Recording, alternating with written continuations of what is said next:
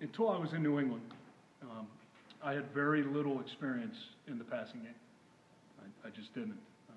And then being thrust into, I actually started on defense in New England, which was probably one of the most valuable times I've ever spent in coaching, to get the opposite perspective. And that's where I first got exposed to the passing game in the back end.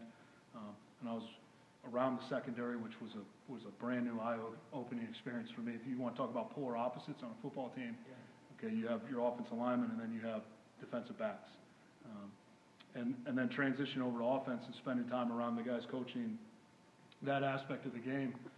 Every day was a learning experience in so many ways. But when it comes to the passing game, a lot of things that I learned very early on is football. Whether you're running the football, whether you're trying to scheme up a protection in the pass game or a route concept, it's about attacking defenses.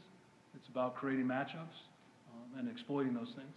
And the trick to the whole thing that I've learned, and this is, you guys may want to get your notebooks ready because this is like an epiphany, okay? Defenses are trying to do the same thing, which makes the whole thing a little bit interesting. And it comes down to basically, who prepares the best, but certainly who executes the best on Saturdays. So my experience there was mainly just getting exposure to it for the first time, but then realizing very quickly that football is football. And whether you're coaching offensive linemen, tight ends, quarterbacks, basically the fundamentals of the game are really similar, and how you attack defenses, basic things are pretty similar as well. So what do you say to the criticism that Iowa's offense is too predictable? That seems to be the popular when the team struggles. Sure. Well, I think what we have to strive for here, whether it's 2017 or 1999, it's always the same thing. We need to be balanced. And I think with balance, that probably, takes care of some of those criticisms.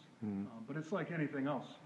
We had to lean heavily on the running game this year, and that was apparent down the stretch. And I think we had a 13-play drive against Nebraska. I don't know how many times we threw it. It wasn't many, but we scored. So it wasn't predictable, right? But when you're stopped, it becomes very predictable, and that's just how it works. And I think that's a fair criticism when you do the same thing over and over again. So what we need to try to strive for and regain is that balance offensively. And that's what process will begin immediately. We got to start by examining what we've done and figure out how to move forward.